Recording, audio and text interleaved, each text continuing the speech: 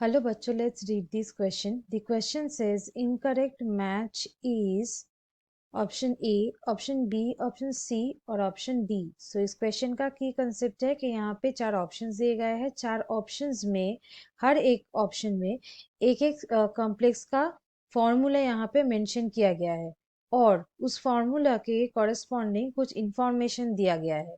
सो हमें सिलेक्ट करनी है कि कौन सा मैच यहाँ पे इनकरेक्ट है। So let's start the discussion. एक एक करके यहाँ पे कॉम्बिनेशन देखेंगे कि वो सही है या सही नहीं है। पहले है ए।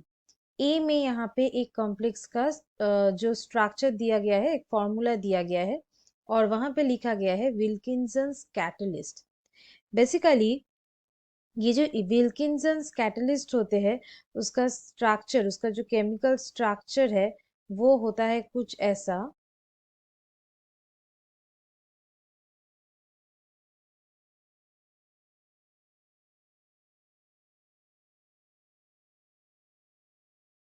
सो यहाँ पे रोडियम है, क्लोरीन है एक, और यहाँ पे ये PPH3 जो ग्रुप है वो है ट्राइफिनाइल फॉस्फाइन, ये ग्रुप है 3। सो यहाँ पे ये जो कैटलिस्ट है, ये कैटलिस्ट इसका जो नेम होगा IUPAC वो होगा क्लोरिडोट्रेस ट्राइफिनाइल फॉस्फाइन ट्राइफिनाइल फॉस्फाइन और रोडियम है इसलिए रोडियम। और ये जो कैटलिस्ट होते हैं ये एक सॉलिड होते हैं जिसका कलर होते हैं रेडिश ब्राउन। ये रेडिश ब्राउन कलर का एक सॉलिड होता है। और ये जो कैटलिस्ट है ये एल्किन्स का हैलोजिनेशन, ये प्रोसेस के लिए यूज किया जा सकता है। हैलोजिनेशन, ये एल्किन्स का हैलोजिनेशन, ये प्रोसेस में इसको एक्सक्लूसिवली यूज किया जाता है। सो यहाँ पे ये जो फॉर्मूला दिया गया है ये बिल्कुल सही है और ये जो ऑप्शन है वो यहाँ पे नहीं होगा क्योंकि यहाँ पे इनकरेक्ट मैच सिलेक्ट करने के लिए बोला गया है, इसलिए ये ऑप्शन रिजेक्टेड। नेक्स्ट आते हैं नंबर बी में। नंबर बी में यहाँ पे एक कॉम्प्लेक्स दिया गया है, ये कॉम्प्लेक्स आयन है, इसका बॉन्ड ऑर्डर बोला गया है कि 1 से ज्यादा होगा। बेसिकली यहाँ पे जब कोई सेंट्रल मेटल होता है, यहाँ पे सेंट्रल मेटल है कोबल। सो सेंट्रल मेटल का जितना ऑक्सीडेशन स्टेट बढ़ेगा उतना ही वो मेटल का जो बैक डोनेशन है वो बढ़ेगा। यहाँ पे अगर हम ये मेटल को कंसिडर करें, ये बॉन्ड में ये CO यहाँ पे मेटल है और इसके साथ बॉन्डिंग हो रहा है कार्बन का और उसके साथ ये जो ऑक्सीजन है ये ट्रिपल बॉन्ड में है। सो यहाँ पे कार्बन से ये मेटल तक जो इलेक्ट्रॉन डोनेशन होगा उसकी वजह से ये सिग्मा बॉन्ड यहाँ पे फॉर्म होगा। फिर मेटल ये वो बैक डोनेट कर देगा और यहाँ पे एक पाई बॉन्ड क्रिएट होगा। सो यहाँ पे जितना हायर ऑक्सीडेशन स्टेट होगा उतना ही बॉन्ड ऑर्डर ज्यादा होगा। सो यहाँ पे कोबाल्ट के लिए बॉन्ड ऑर्डर ज्यादा है और वो 1 से हायर है। सो यहाँ पे ये भी हो गया सही, इसका मतलब इसको हम लोग सिलेक्ट नहीं कर सकते। नेक्स्ट आते हैं सी में। सी में यहाँ पे जो कॉम्प्लेक्स दिया गया है इस कॉम्प्लेक्स में जिंक है सेंट्रल मेटल आयन, उसका जो ऑक्सीडेशन स्टेट है वो है +2, इसका मतलब Zn2+, ये फॉर्म में है। अब ये फॉर्म में इसका जो कॉन्फ़िगरेशन होगा, इलेक्ट्रॉनिक कॉन्फ़िगरेशन, वो होगा 3D, यहाँ पे 10 रहता है और 4s 0 रहता है, ये +2 स्टेट में। मतलब यहाँ पे ये जो 4s में जो इलेक्ट्रॉन है वो निकल गया और यहाँ पे ये +2 स्टेट में हुआ। अब ये जो 3D10 है, ये 3D10 मतलब ये कंप्लीटली फुल है।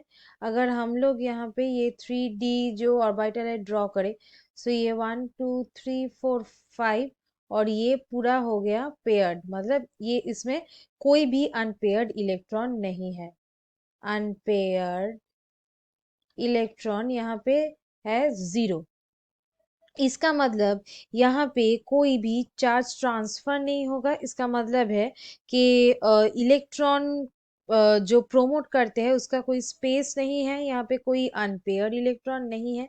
और अगर यहाँ पे डी ऑर्बिटल में ये लोअर एनर्जी लेवल से हायर एनर्जी लेवल में अगर कोई इलेक्ट्रॉन ट्रांसफर ही नहीं हुआ है, सो वेवलेंथ का मतलब विजिबल लाइट का जो वेवलेंथ है उसका कोई अब्जॉर्प्शन भी नहीं।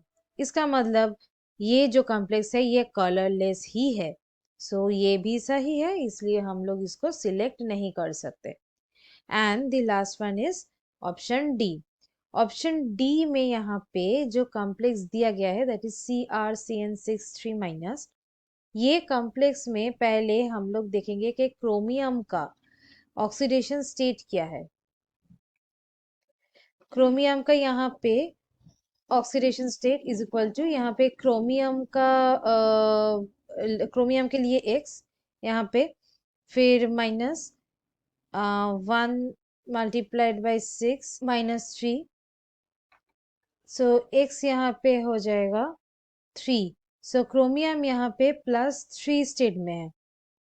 अब नॉर्मली क्रोमियम का अगर ये ग्राउंड स्टेट में रहा, सो इसका जो इलेक्ट्रॉनिक कन्फिगरेशन होगा वो होगा 1s2 2s2 2p6 3s2 3p6, यहाँ पे आता है 4s1 और 3d5, ये स्टेट में रहता है।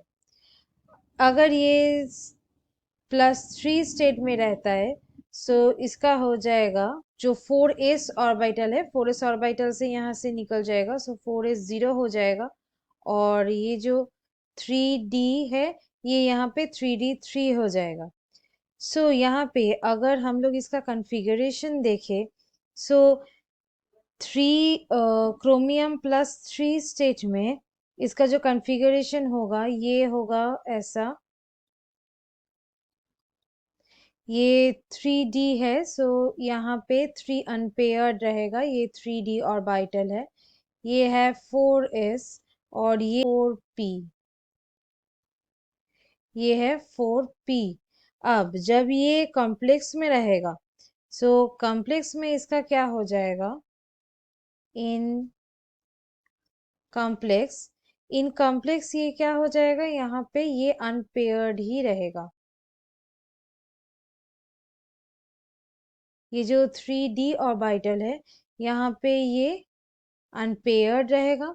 इसका जो 4s है वो खाली, और ये जो 4p है ये इसमें भी खाली। लेकिन यहाँ पे जो लाइगेंड है दैट इज Cn लाइगेंड, ये Cn लाइगेंड होता है एक स्ट्रॉन्ग फील्ड लाइगेंड। ये स्ट्रॉन्ग फील्ड लाइगेंड की वजह से यहाँ पे क्या होगा, ये फिल्ड अप हो जाएगा। ये जो क्रॉस दे रही हूँ मतलब ये लाइगेंड ये इलेक्ट्रॉन्स डोनेट किए हैं। सो यहाँ पे जो हाइब्रिडाइजेशन हुआ है वो हाइब्रिडाइजेशन हो गया यहाँ पे D2sp3, ये हाइब्रिडाइजेशन।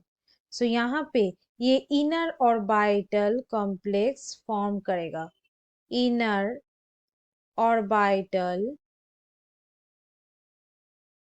कॉम्प्लेक्स फॉर्म करेगा।